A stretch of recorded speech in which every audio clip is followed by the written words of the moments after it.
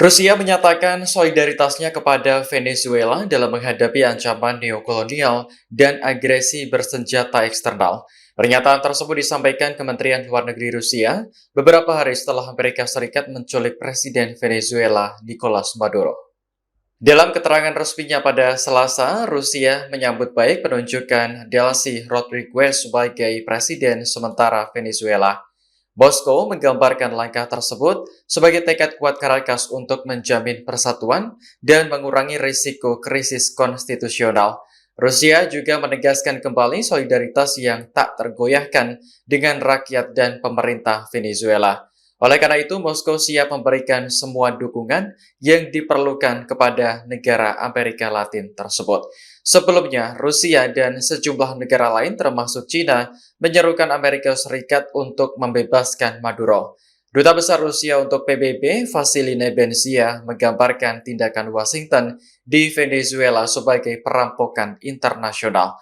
Menurutnya, Amerika hanya ingin untuk mendapatkan kendali tidak terbatas atas minyak. Sementara itu, pemerintahan Presiden Donald Trump bersikeras penangkapan Maduro terkait perdagangan narkoba.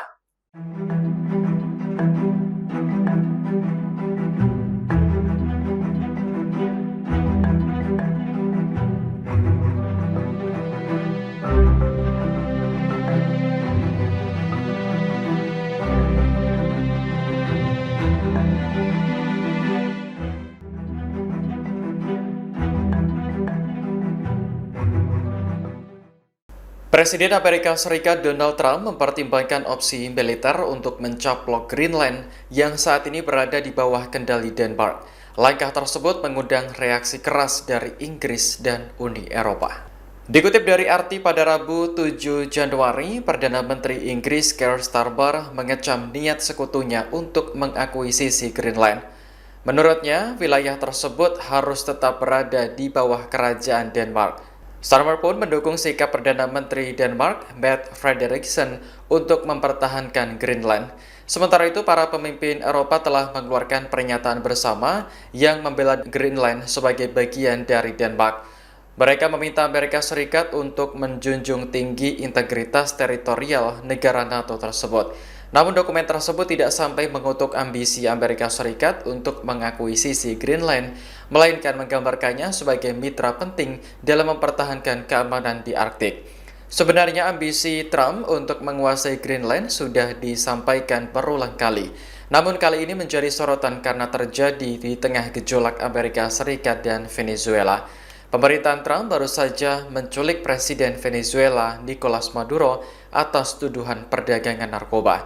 Namun di sisi lain, Amerika juga berniat mengerahkan perusahaan besar untuk mengambil alih minyak Venezuela. We're going to have our very large United States oil companies, the biggest anywhere in the world, go in, spend billions of dollars, fix the badly broken infrastructure, the oil infrastructure.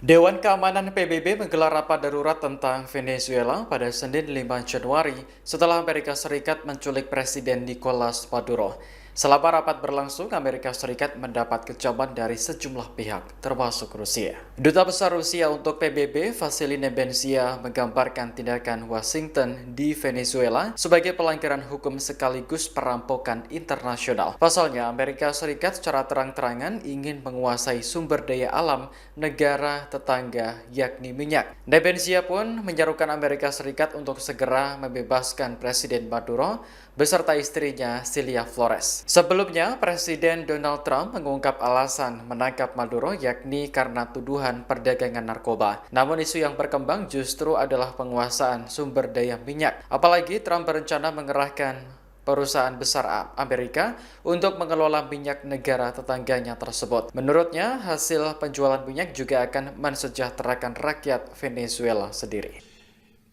We're going to run the country until such time as we can do a safe, proper, and judicious transition. So we don't want to be involved with having somebody else get in and we have the same situation that we had for the last long period of years.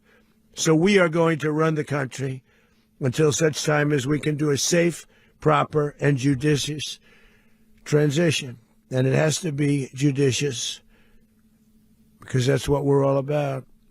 We want peace, liberty, and justice for the great people of Venezuela, and that includes many from Venezuela that are now living in the United States and want to go back to their country. It's their homeland. We can't take a chance that somebody else takes over Venezuela that doesn't have the good of the Venezuelan people in mind. We've had decades of that. We're not going to let that happen. We're there now, and what people don't understand, but they understand as I say this, we're there now, but we're going to stay until such time as the proper transition can take place. So we're going to stay until such time as we're going to run it, essentially, until such time as a proper transition can take place. As everyone knows, the oil business in Venezuela has been a bust, a total bust, for a long period of time. They were pumping almost nothing by comparison to what they could have been pumping and what could have taken place.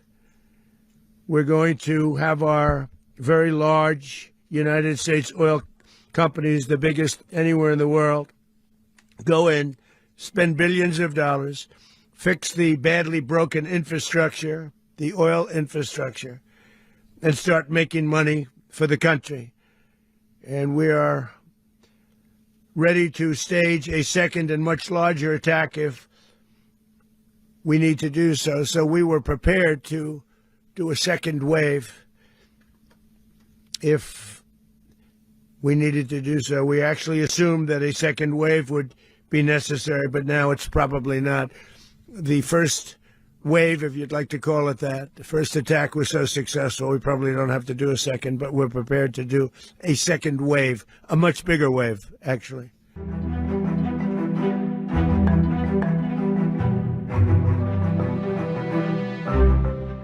Serangan Amerika Serikat terhadap Venezuela menjadi pembelajaran penting bagi China untuk lebih meningkatkan pertahanan. Sebagai rival sejati, Beijing mempelajari taktik Amerika Serikat dalam menaklukkan negara tetangganya tersebut.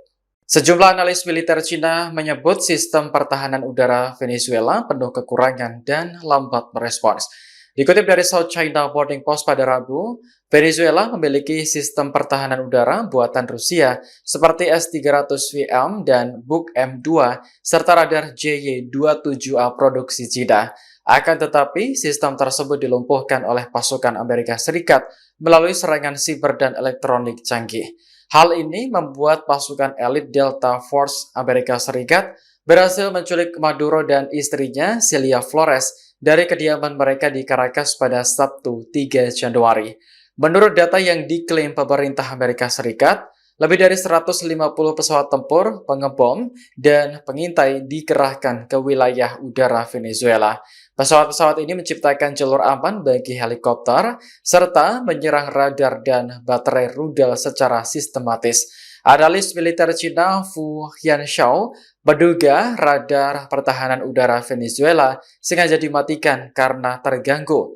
Sistem S-300 secara teori seharusnya siaga tinggi, namun kemungkinan tidak menyala. Helikopter Amerika Serikat hanya terbang sekitar 300 meter di atas laut, membuatnya sulit terdeteksi radar permukaan.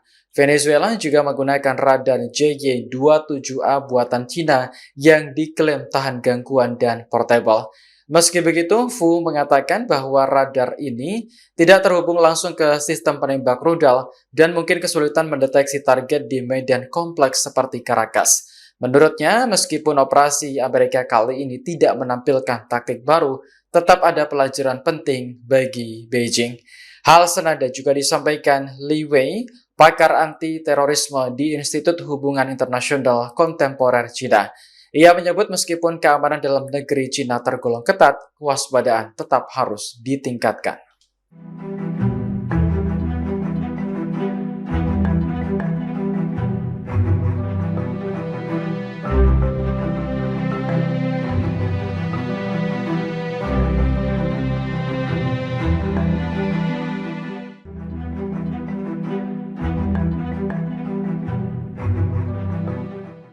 Menteri Pertahanan Amerika Serikat Pete Hegseth membanggakan operasi militer yang dilakukan pasukannya di Venezuela. Menurutnya, sistem pertahanan Rusia yang diandalkan negara tetangganya tersebut tidak menunjukkan perlawanan yang berarti. Hal tersebut disampaikan Hegseth saat acara Arsenal of Freedom Tour di Virginia pada Senin 5 Januari. Ia mengklaim ratusan tentara Amerika Serikat berhasil memasuki pusat Caracas tanpa masalah, lalu menangkap Presiden Nicolas Maduro dan istrinya Celia Flores. Hegseth menambahkan operasi tersebut dilakukan tanpa adanya korban jiwa dari tentara Amerika Serikat, meskipun Venezuela memiliki sistem pertahanan udara Rusia yang beroperasi. Sistem yang dimaksud yakni S-300 VM dan Buk M2 produksi Moskow. Analis militer Cina Fu Hianshao mengakui adanya kekurangan dari sistem tersebut. Hal itu terlihat dalam serangan pasukan elit Delta Force Angkatan Darat Amerika Serikat yang memadukan serangan siber, pengintaian elektronik, dan manuver taktis. Menurut Amerika Serikat, lebih dari 150 pesawat tempur, pengebom, dan pengintai dikerahkan ke wilayah udara Venezuela. Pesawat-pesawat ini menciptakan jalur aman bagi helikopter, serta menyerang radar dan baterai rudal secara sistematis. Fu menduga radar pertahanan udara Venezuela sengaja dimatikan karena terganggu. Helikopter Amerika Serikat hanya terbang sekitar 30 meter di atas laut, membuatnya sulit terdeteksi radar permukaan. Venezuela juga menggunakan radar JY-27A buatan Cina yang diklaim tahan gangguan dan portable. Meski begitu, Fu mengatakan bahwa radar ini tidak terhubung langsung ke sistem penembak rudal dan mungkin kesulitan mendeteksi target di medan kompleks seperti Caracas.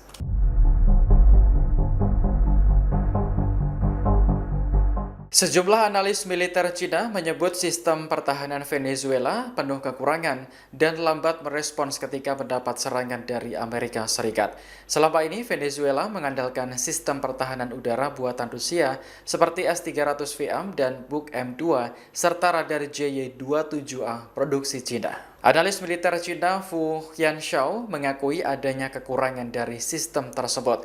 Hal itu terlihat dalam serangan pasukan elit Delta Force Angkatan Darat Amerika Serikat yang memadukan serangan siber, pengintaian elektronik, dan manuver taktis. Menurut Amerika Serikat, lebih dari 150 pesawat tempur, pesawat pengebom, dan pengintai dikerahkan ke wilayah udara Venezuela. Pesawat-pesawat ini menciptakan jalur aman bagi helikopter, serta menyerang radar dan baterai rudal secara sistematis. Fu menduga radar pertahanan udara Venezuela sengaja dimatikan karena terganggu. Helikopter Amerika Serikat hanya terbang sekitar 30 meter di atas laut, membuatnya sulit terdeteksi radar permukaan. Venezuela juga menggunakan radar JY-27A buatan Cina yang diklaim tahan gangguan dan portable. Meski begitu, Fu mengatakan bahwa radar ini tidak terhubung langsung ke sistem penembak rudal dan mungkin kesulitan mendeteksi target di medan kompleks seperti Caracas. Li Wei, pakar anti-terorisme di Institut Hubungan Internasional Kontemporer Cina,